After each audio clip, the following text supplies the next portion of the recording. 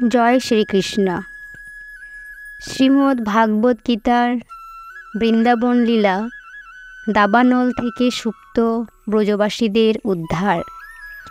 কালীয় দমন লীলা শ্রবণ করার পর মহারাজ পরীক্ষিত সুখদেব গোস্বামীকে জিজ্ঞাসা করলেন, কালীয় কেন রমণক দ্বীপ পরিত্যাগ করেছিল এবং গরুর কেন তার প্রতি এত বিদ্বেষ ভাবাপন্ন ছিল।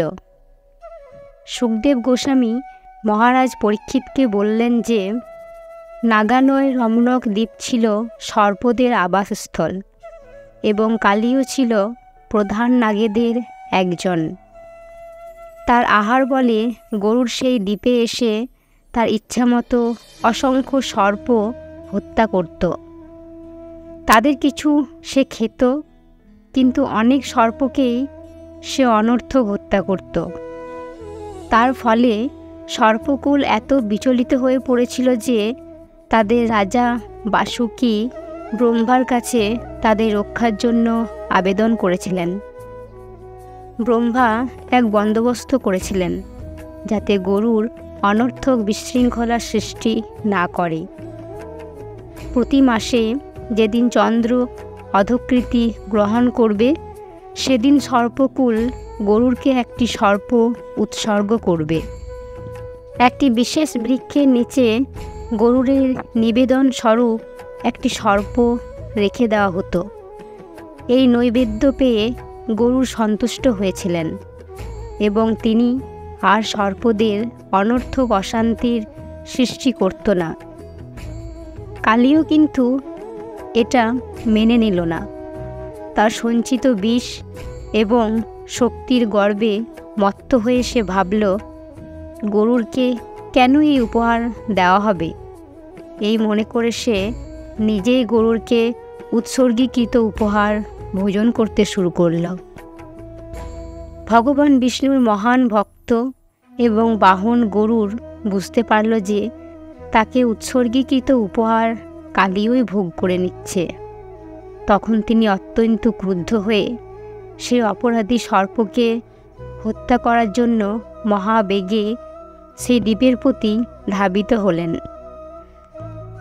গরুরকে অতি বেগে আসতে দেখে বিষায়ুধ দন্তরূপ অস্ত্রযুক্ত করাল জিহ্বা ও উগ্রলোচন কালীও তার ফণা বিস্তার করে তার প্রতি ধাবিত হল এবং দন্ত দ্বারা দংশন করতে লাগল। বিষ্ণুবাহন প্রচণ্ড বেগ মহাবল তার্ক্ষসূত গরুর তখন ক্রোধে কালীয়কে নিবারিত করে তারপর তার জ্যোতির্ময় সুবর্ণ বামপক্ষ দ্বারা প্রহার করলেন। গরুরের পক্ষ দ্বারা অত্যন্ত আহত হওয়ায় কদ্রসূত নামেও পরিচিত কালীয় তখন অতি বিহ্বল হয়ে গরুরের অগম্য যমুনা হ্রদে প্রবেশ করেছিল। কতকগুলি কারণে কালীয় যমুনার আশ্রয় গ্রহণ করেছিল। গরুর যেমন কালীয় সর্পের দ্বীপে গিয়ে সর্প আহার করতেন, তেমনি তিনি মাঝে মাঝে যমুনায় গিয়ে মাছ ধরে আহার করতেন। সেই যমুনার জলে সৌভরী মুনি নামক এক মহামুনি যোগী তপস্যা করছিলেন এবং তিনি মাছের প্রতি সহানুভূতিশীল ছিলেন। তিনি গরুরকে সেখানে এসে মাছেদের বিরক্ত না করতে আদেশ দিয়েছিলেন। গরুর যদিও কারো আদেশাধীন নন, তবুও তিনি সেই মহাযোগীর আদেশ অমান্য করেননি।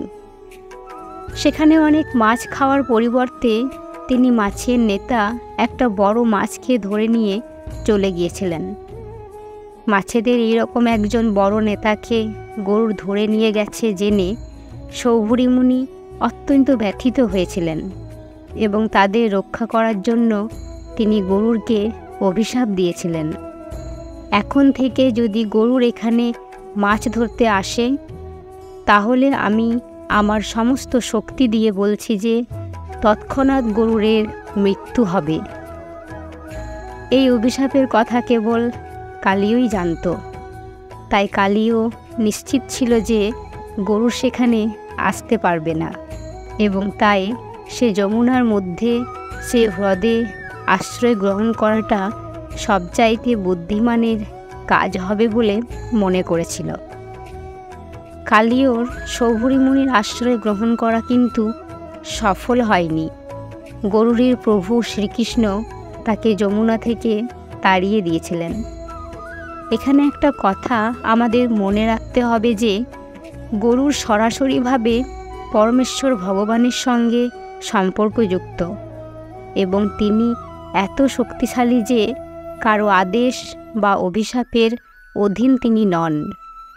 প্রকৃতপক্ষে শ্রীমদ্ ভাগবতে বলা হয়েছে, ভগবানের অন্তরঙ্গ সেবক রূপে গরুড়ের পদ পরমেশ্বর ভগবানের মতো এবং তাই তাকে অভিশাপ দেওয়ার ফলে সৌভরী মুনির অপরাধ হয়। গরুড় যদিও এই অভিশাপের কোনো প্রতিশোধ নেওয়ার চেষ্টা করেননি, কিন্তু তার মতো একজন মহাভাগবত বৈষ্ণব চরণে অপরাধ করার ফলে সৌভরী মুনি রক্ষা পাননি।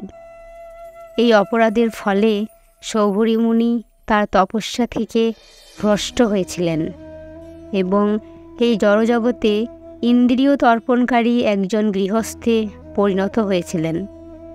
সৌভরী মুনি, যিনি ধ্যানে ব্রহ্মসুখে মগ্ন ছিলেন, তার এই অধঃপতন বৈষ্ণব অপরাধের একটি দৃষ্টান্ত। শ্রীকৃষ্ণ যখন কালীয় হ্রদ থেকে বেরিয়ে এলেন, তখন যমুনার তীর থেকে তার আত্মীয় স্বজন বন্ধুবান্ধবরা তাকে দেখতে পেলেন। তারা দেখলেন যে শ্রীকৃষ্ণ অপূর্ব শয্যায় সজ্জিত, বহুমূল্য মণিমাণিক্যে তিনি বিভূষিত এবং তাকে দেখে মনে হচ্ছিল তার সমস্ত শরীর যেন সুবর্ণমণ্ডিত। বৃন্দাবনের সমস্ত অধিবাসীরা, গোপ এবং গোপবালকেরা, মা যশোদা, নন্দ মহারাজ, সমস্ত গাভী এবং গোবৎসরা যখন দেখলেন যে শ্রীকৃষ্ণ যমুনা থেকে উঠে আসছেন, তখন তাদের মনে হলো যে তারা যেন তাদের জীবন ফিরে পেলেন। মা যশোদা, মা রোহিণী, নন্দ মহারাজ এবং সমস্ত গোপেরা এত আনন্দিত হয়েছিলেন যে কৃষ্ণকে আলিঙ্গন করে তাদের মনে হয়েছিল তাদের জীবনের চরম উদ্দেশ্য সাধিত হলো। বলরামও কৃষ্ণকে আলিঙ্গন করলেন, কিন্তু তিনি মৃদু মৃদু হাসছিলেন, কেননা তিনি জানতেন সকলেই যখন উৎকণ্ঠায় এইভাবে মুহ্যমান হয়ে পড়েছিল, তখন কৃষ্ণ কি করছিলেন। যমুনার তীরবর্তী সবকটি বৃক্ষ, সমস্ত গাভী, গোবস সকলেই কৃষ্ণের আগমনে আত্মহারা হয়ে গিয়েছিল। বৃন্দাবনের ব্রাহ্মণেরা কৃষ্ণ এবং তার পরিবারের সকলকে অভিনন্দন জানাবার জন্য সস্ত্রীক এসে উপস্থিত হলেন। ব্রাহ্মণেরা হচ্ছেন সমাজের গুরু। তারা কৃষ্ণের এই বিপদ মুক্তির জন্য তাকে এবং তার পরিবারের সকলকে আশীর্বাদ করলেন। এই উপলক্ষে তারা নন্দ মহারাজকে দান করবার জন্য অনুরোধ করলেন। কৃষ্ণের পুনরাগমনে নন্দ মহারাজ এত খুশি হয়েছিলেন যে তিনি ব্রাহ্মণদের বহু গাভী এবং স্বর্ণ উপহার দিলেন। নন্দ মহারাজ যখন এইভাবে দান করতে ব্যস্ত ছিলেন, মা যশোদা তখন কৃষ্ণকে কোলে নিয়ে তাকে আলিঙ্গন করে অবিশ্রান্ত ধারায় কাঁদতে লাগলেন। রাত্রি হয়ে এসেছিল। গাভী এবং গোবর সহ বৃন্দাবনের অধিবাসীরা অত্যন্ত ক্লান্ত হয়ে পড়েছিলেন, তাই তারা যমুনার তীরেই বিশ্রাম করতে মনস্থ করলেন। মধ্যরাত্রে সকলেই যখন গভীর নিদ্রায় মগ্ন, তখন হঠাৎ সেই বনে দাবানল জ্বলে উঠল এবং মনে হলো যে সে আগুন যেন অচিরেই সমস্ত ব্রজবাসীদের গ্রাস করবে। যখন তারা সেই আগুনের তাপ অনুভব করলেন, তৎক্ষণাৎ তারা গোপ শিশুরূপে লীলাবিলাস পরায়ণ পরমেশ্বর ভগবান শ্রীকৃষ্ণের শরণাগত হলেন। তারা বলতে লাগলেন, হে প্রিয় কৃষ্ণ, হে পরমেশ্বর ভগবান, সমস্ত বলের উৎস হে বলরাম, এই সর্বগ্রাসী দাবানল থেকে তোমরা আমাদের রক্ষা করো। তোমরা ছাড়া আমাদের আর কোনো আশ্রয় নেই। এই আগুন আমাদের সকলকে গ্রাস করবে। এইভাবে তারা কৃষ্ণ এবং বলরামের কাছে প্রার্থনা করতে লাগলেন এবং বলতে লাগলেন যে তাদের শ্রী চরণবিন্দু ছাড়া তাদের আর কোনো আশ্রয় নেই। তার প্রতিবেশীদের প্রতি কৃপাপরবশ হয়ে শ্রীকৃষ্ণ তৎক্ষণাৎ সেই দাবানল গ্রাস করে ফেললেন এবং তাদের রক্ষা করলেন। শ্রীকৃষ্ণের পক্ষে সেটা মোটেই অসম্ভব ছিল না, কেননা তিনি হচ্ছেন অনন্ত। তার ইচ্ছা অনুসারে যা ইচ্ছা তাই করার মতো অনন্ত শক্তি তার রয়েছে। বন্ধুরা, ভগবান শ্রীকৃষ্ণের এই লীলা কাহিনী শ্রবণ করে আপনাদের যদি ভালো লেগে থাকে তাহলে আসুন আর আমার সাথে ভালোবেসে বলুন রাধে রাধে।